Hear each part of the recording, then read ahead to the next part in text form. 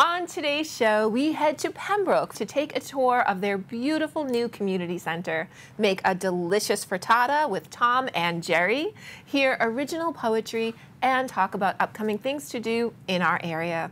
We're glad you're here. Let's get started.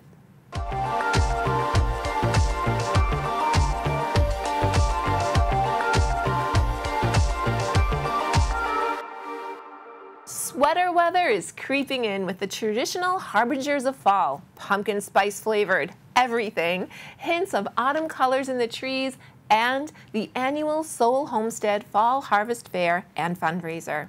On September 28th, head to the farm for a bountiful day of fresh food, hay rides, fun family activities, and farm festivities.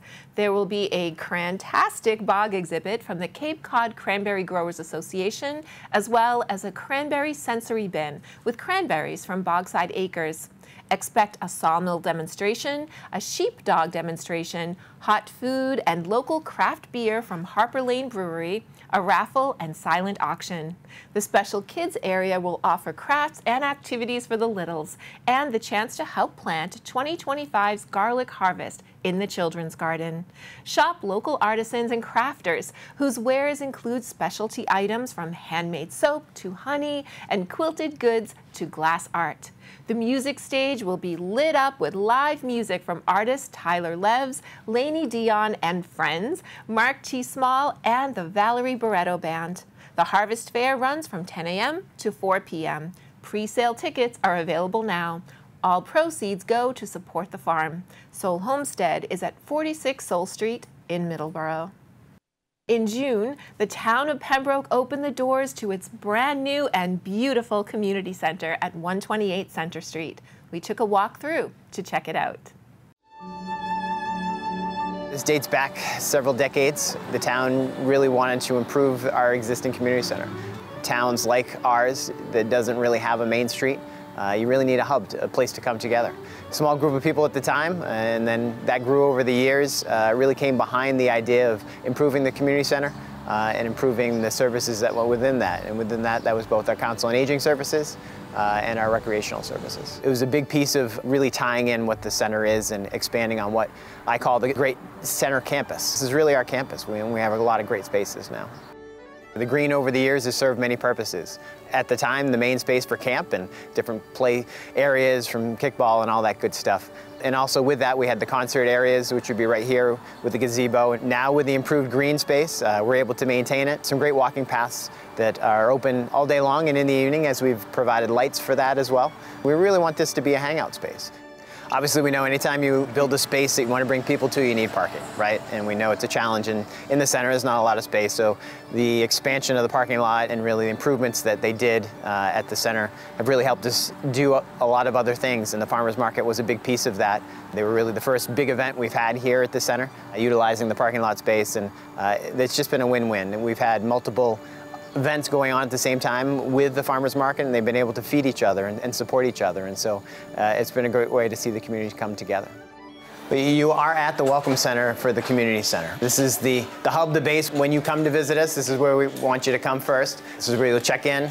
As we get settled in, we want each resident to stop in, sign yourself up, get yourself an account. You'll have a card that we'll give you. You will scan in here when you come in, and that will allow you access to the facility, and that allows us to know who's here when it comes to security and support. It will also allow us, when you get in our system, to be able to communicate to you. So we can use our system to send out mass emails and mass texts to communicate openings, closings, town events, all those good things, which will be done through our system here. We have a great team of volunteers and staff that will greet you and hopefully answer any question that you may have.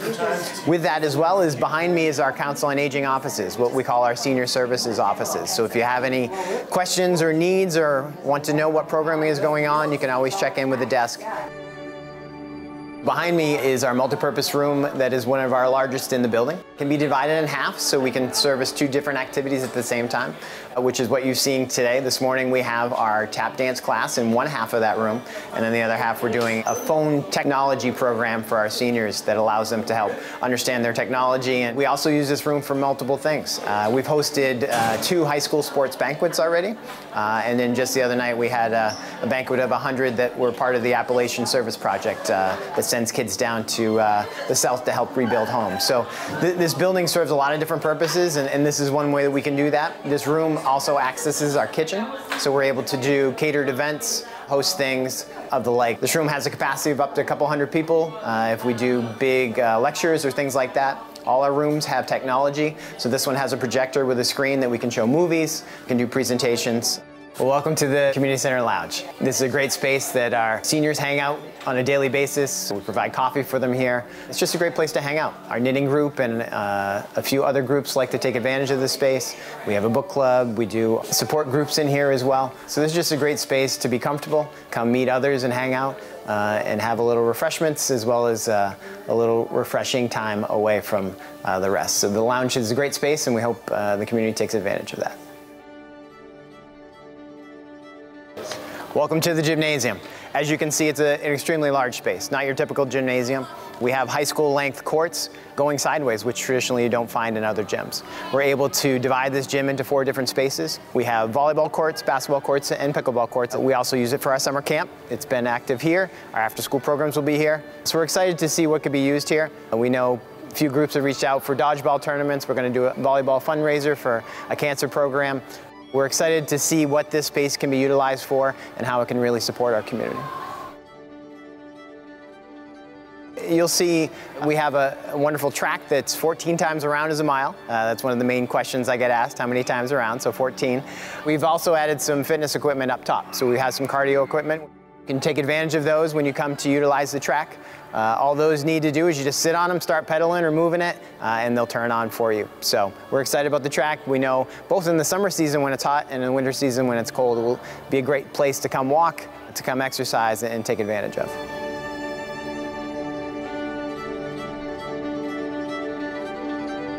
So this is our recreational welcome desk that's on the 2nd level. As you come in, we talked about the 1st level welcome center and the council and aging offices. You can find the recreational offices on the 2nd floor.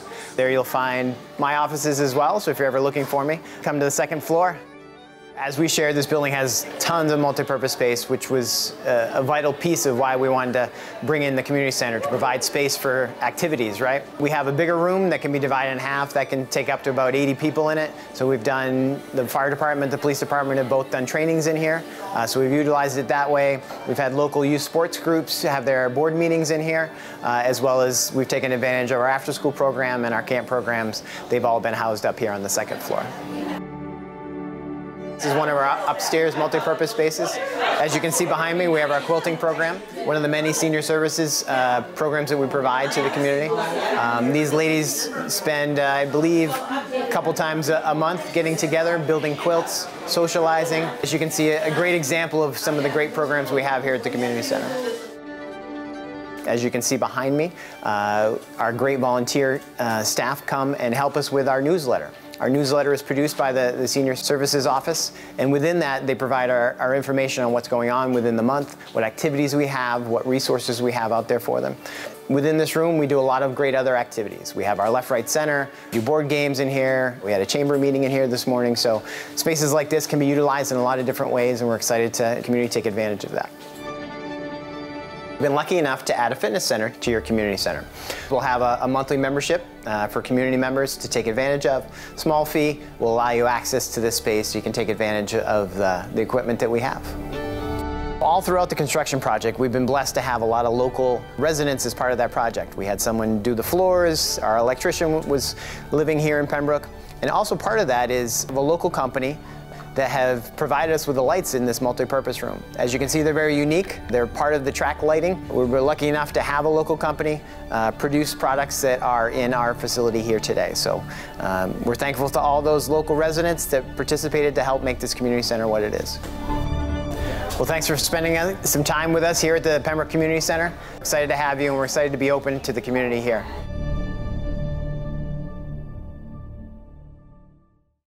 Batter up, Red Sox Nation. As Sox fans know well, the Boston Red Sox were established in 1901 as one of the original 8 franchises in the American League, and their home field, Fenway Park, is the oldest stadium in Major League Baseball. If you're interested in some out-of-the-park history about your favorite team that you might not know, visit the Kingston Council on Aging for the September 25th screening of Heritage Films' The History of the Red Sox at 1 p.m. This is a free event, but please register to reserve your seat in person at the center or by calling 781-585-0511. History is not set in stone. It is layered and evolves as new research, informed by artifacts, primary resources, and changing historiography combines to create a more holistic understanding of our past. On Wednesday, October 2nd, archaeologist Dan Zoda will be at the Duxbury Free Library to present the Native American Artifacts from the Alden First Site, a reanalysis. Dan will discuss a recent project that revisited the almost 2,000 Native American artifacts excavated during Roland Robins' 1960 dig at the 17th century site of John and Priscilla Alden's home, a collection of artifacts that reveals more than 8,000 years of habitation by Indigenous peoples. The process of identifying and dating the objects will be explained, and what they reveal about Native life in Duxbury before and after Europeans arrived. The talk begins at 7 p.m. and can be attended in person at the library or virtually via Zoom. To register, please visit the events section of the Alden House website at alden.org. Frittata is on the menu for this episode of Delicious and Nutritious with our own Tom and Chef Jerry Levine. What's all this here? Okay, today we're going to do a potato artichoke frittata. What is a frittata? A frittata is an Italian omelet, and it is delicious, and it's relatively simple, and it's got some great flavorful things in there. I've got my eggs, I got a tiny bit of milk here, a little bit of olive oil, some potatoes, which I will drain just before we start cooking, onions, artichoke, fennel, anise flavor, dynamite. Okay, we've also got chives and my favorite cheese, Pecorino Romano. Okay, the first thing that we're going to do is I'm going to get out of your way and let you go to work. Well, I would appreciate that. Okay. That is very nice of you, Tom. Thank you for stopping by, and I will have a little dish of something for you to eat later.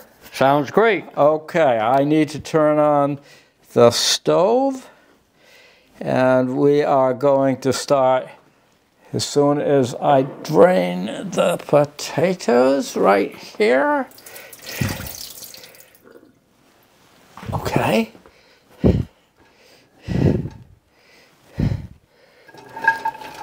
The potatoes are now going into the saute pan. By the way, this is what I call a 10-inch saute pan, and it is a non-stick saute pan, but if you'll notice the handle, it's all metal. And the reason for the metal is because it's going to go into the oven. I would be careful, though, that when you're working with this, is to use some kind of a glove or a pad, because otherwise you could end up burning yourself. So we are going to take and cook our potatoes for just a bit. Okay, now that we have sauteed our potatoes, and you notice there's a little bit of color on them, not a huge amount, because I didn't want to overcook them. I wanted them just slightly soft. Now, I'm going to put in some onions, and oh, by the way, it did take about 10 minutes at a medium temperature to do the sauteing of the potatoes. And now we're going to do, for about 5 minutes, some onions. And we're just going to get them nice and soft, not cook them. They don't have to have a huge amount of color. Done.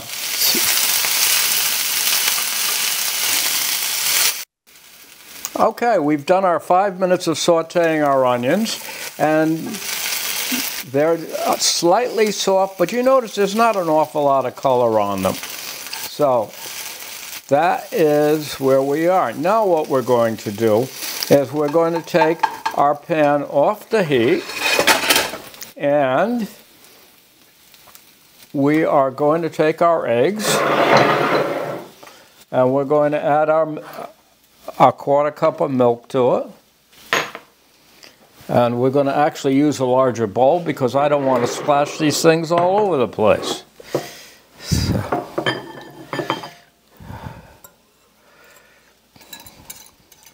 There we go. And that is there. And artichoke, nicely diced. Fennel, nicely diced.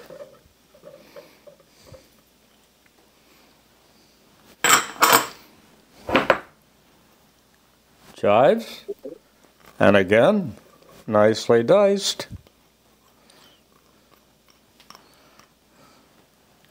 And our pecorino Romano cheese.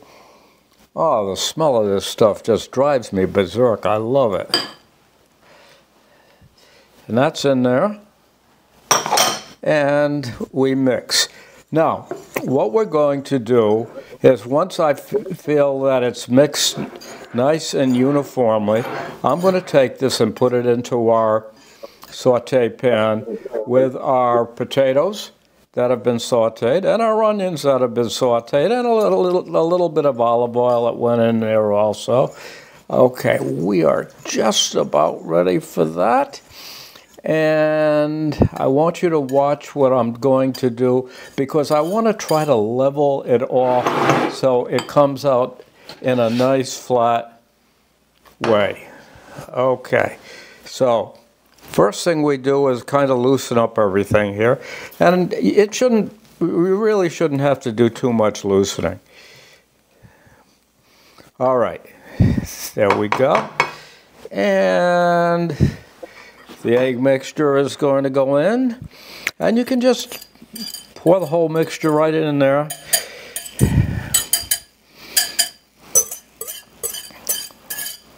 And get it in there. And what we're going to do is we're going to kind of mix it all around because we want the eggs to get down in the bottom where the potatoes are. So the potatoes are going to have some eggs underneath them as we are cooking. So we're going to kind of flip and mix and do a little flipping and mixing and another flip and a mix. And what I want you to do is take a good look at this and look at the colors we've got here. We've got the yellow from the eggs. We've got the whiteness of the potato, the greenness, and we also have some of the other two colors, which is the fennel. But the fennel is going to give us a really nice smell to it. And how many people use fennel? I love fennel because it's got a nice little anise flavor to it. So we're going to do this right now, and notice how flat I've made this, and that is really important to me. So we're going to take it and we're going to turn around and face our oven, and the oven is at 350 degrees and we're middle shelving it.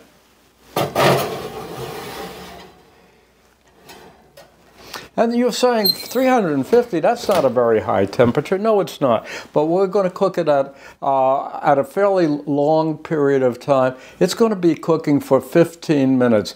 The reason being is I don't want the eggs to get rubbery. I want them to be firm but not rubbery. So I'm cooking them at a very high temperature.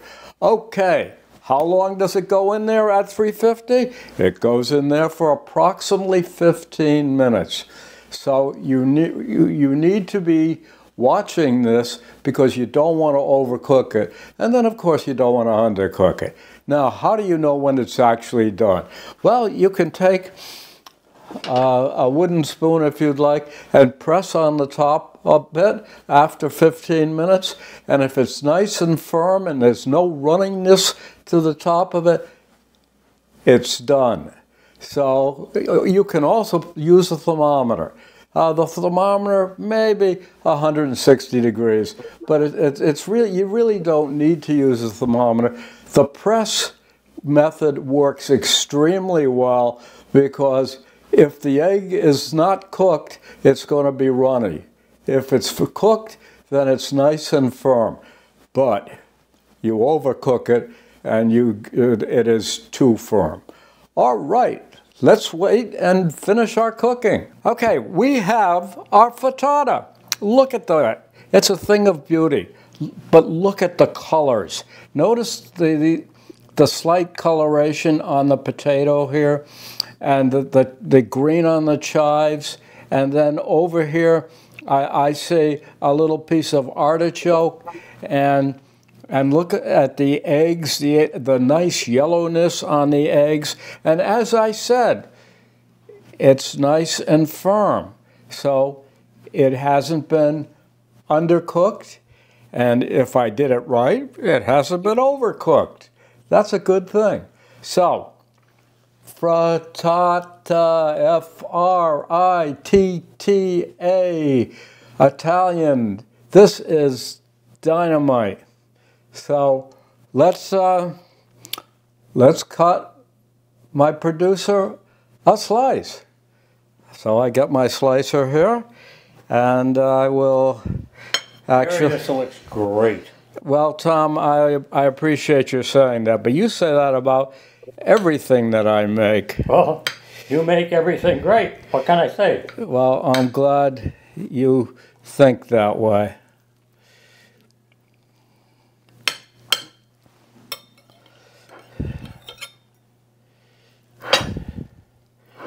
There we go.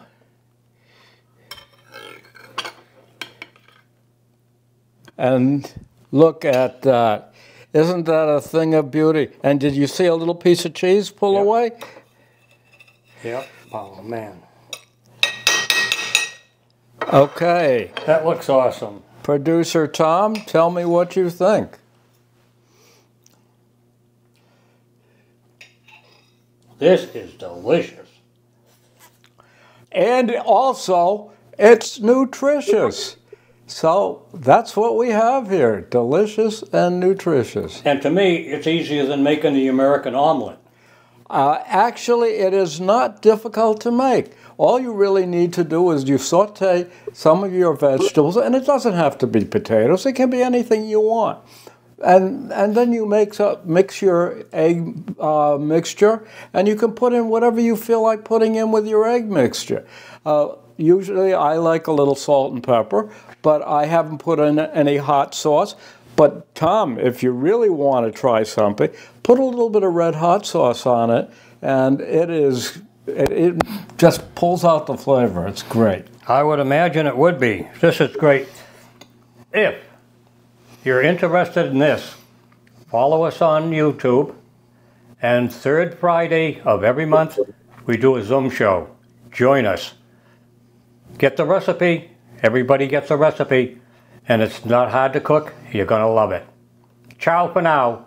Take care. Delicious and nutritious. Bye now. Monday is Fun Day at the Farmers Market at Rye Tavern. Every Monday through October, come shop, eat, and relax from 11 a.m. until 2 p.m. at a woman-owned classic New England farmers market held on the patio of this cozy, quaint, and historic space that has been a tavern serving the area since 1792. You'll find friendly local vendors offering thoughtful, unique products, live music, and cocktails. A special Rye Tavern market lunch is served until 3 p.m. The Farmers Market at Rye Tavern is at 517 Old Sandwich Road in Plymouth. Was John Muir talking about family pets when he said, "Any glimpse into the life of an animal quickens our own and makes it so much the larger and better in every way"? As we age with our furry family members, it's imperative to plan for their future as we would any other loved one. And on Friday, September 27th, Dr. J. Page Graziano will be at the Pembroke Council on Aging for aging well with your pets. She'll discuss the immense benefits of sharing your life with a pet when you're a senior, methods for making pet care more affordable and accessible, and aftercare planning for your pet should your time come before theirs does. Dr. Graciana will also be talking about some unique pet ownership opportunities. The discussion starts at 9 a.m. and you can RSVP by calling 781-294-8220. Next up is poet Ken Cohane in a reading of his original work at the Plymouth Poetry Festival presented by America's Hometown Laureates.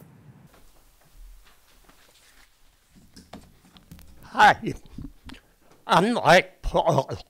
I love to be up here speaking. I'm kidding, but it is what it is. Jennifer explained what got me here 2 years ago. She had a table at Brewster Gardens. I forget what the festivities were. I stopped and we talked. I took her card. The card sat beside my meditation table for 6 or 7 months till I finally reached out. Here I am, and when I heard it was going to be here, this is like a second home to me. It's a spiritual home. When I'm around, I come to classes, I teach here. When I teach, I come early and I just sit. And it's so beautiful hearing the history here. We're sitting on thousands of years of history. So when I've been writing on and off for years, personal stories, spiritual stories that hit me. And when I heard of this, I was going to look up poems on Google. But I said, what's a poem to me? And a poem to me is words. Words with a meaning.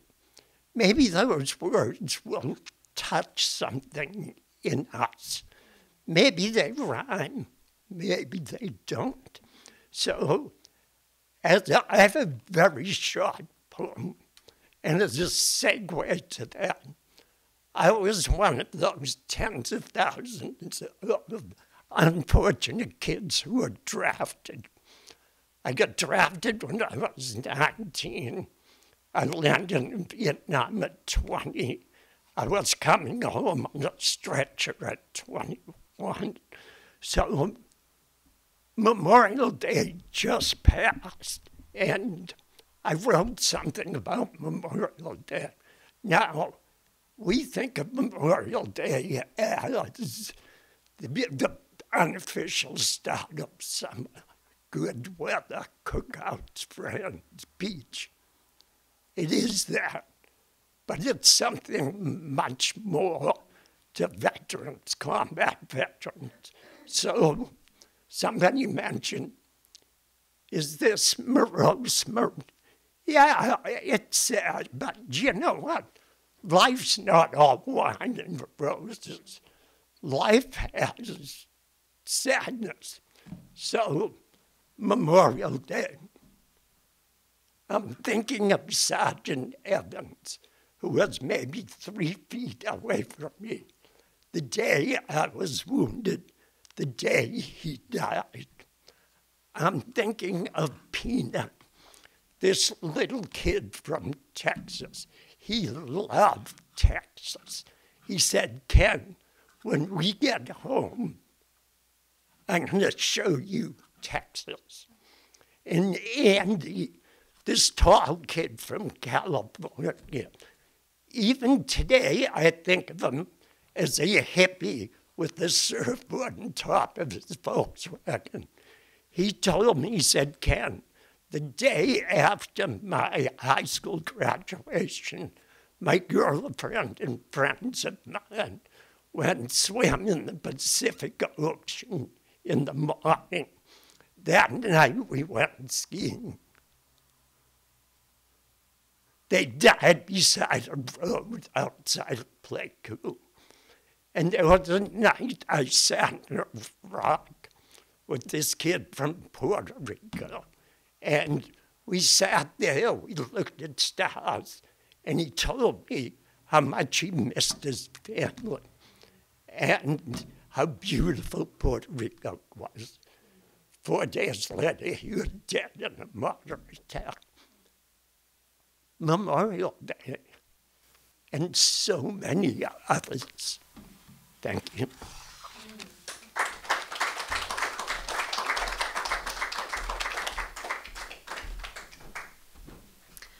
The fall equinox is a time to reflect, connect with your inner self, and plant seeds that will take root and burst forth with new growth when spring arrives. Come celebrate the transition into fall at the rejuvenating Fall Equinox Health and Wellness Fair at Nature's Way Health and Wellness in Plymouth on Sunday, September 22nd. From 11 a.m. to 6 p.m., there will be a variety of interactive workshops teaching yoga techniques, healthy cooking, and practices in fitness, wellness, and mindfulness. Live music will uplift with good vibes while you shop local artisans offering handcrafted items and holistic health products. A range of delicious, nutritious food from local food vendors will be available to enjoy no matter what your dietary needs are. Find tickets at natureswayhealthandwellness.net. Nature's Way Health and Wellness is at 6 Duck Plain Road in Plymouth. Craft across the centuries at the Kingston Council on Aging. On Wednesday, September 25th, materials and instruction will be provided for a craft class focusing on the important skills and necessary creations essential to everyday life in the 1600s and 1700s. Interested makers should arrive at 1 p.m. for this free and fun class in colonial creativity. There are only 12 spots available, so please register in advance through the Council in person or by calling 781-585-0511. Would you like to know more about the Massachusetts Senior Action Council? Visit the Pembroke Council on Aging at 2 p.m. on Thursday, September 26th for an informational talk highlighting the advocacy work of MSAC and providing insights and valuable information exploring how the Medicare Savings Program can benefit you. And since everything is made better with the addition of a sweet treat, you'll be happy to hear this program doubles as a root beer float party. Gain some information, foster connections with other seniors, and enjoy the best beer to have on a sinking boat, because root beer floats. If you have questions, please contact Steve Craffey at 508-330-2174. Next up is a message from Cape Cod Can. Cape Cod Can is an outreach program of Katuitt Center for the Arts, providing opportunities for engagement in the visual, performing, and literary arts for youth and adults with diverse abilities. We are excited about our expansion to the Plymouth area, offering a popular Saturday art class located at Plymouth Center for the Arts, online poetry classes, intro to videography with a local scene, and coming this fall, exploring the business of art and culture. All classes and activities are facilitated by noted artists, educators, professional performers, certified art therapists, and yoga instructors. Students are invited to exhibit and sell work in community art shows, perform in a variety of shows on the Katuitt stage, and participate in social events on both sides of the bridge. I'm Alexis Engelman, a Cape Cod Can Advisory Committee member, performer, artist, published poet, and longtime Cape Cod radio show host.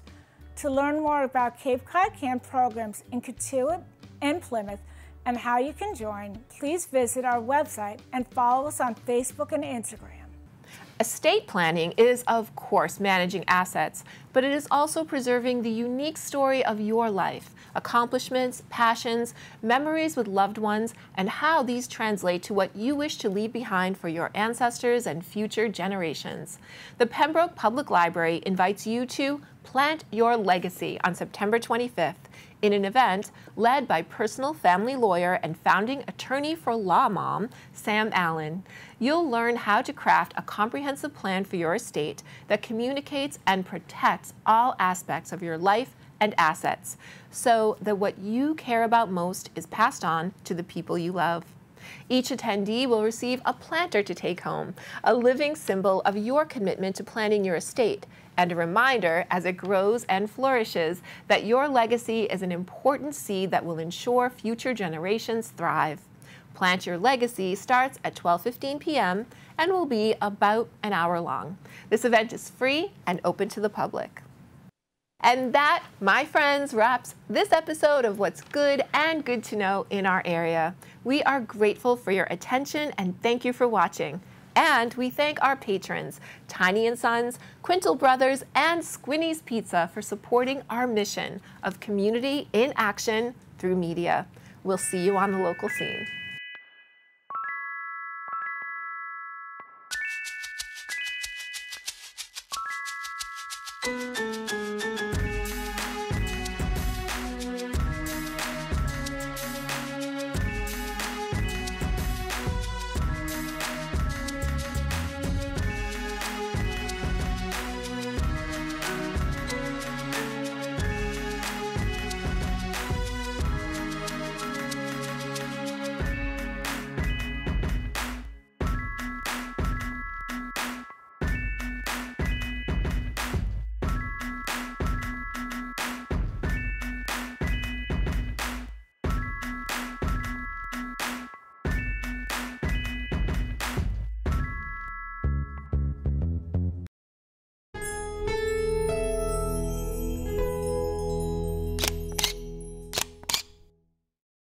For more of what's good and good to know on the South Shore of Massachusetts, hit the subscribe button. And thank you for watching.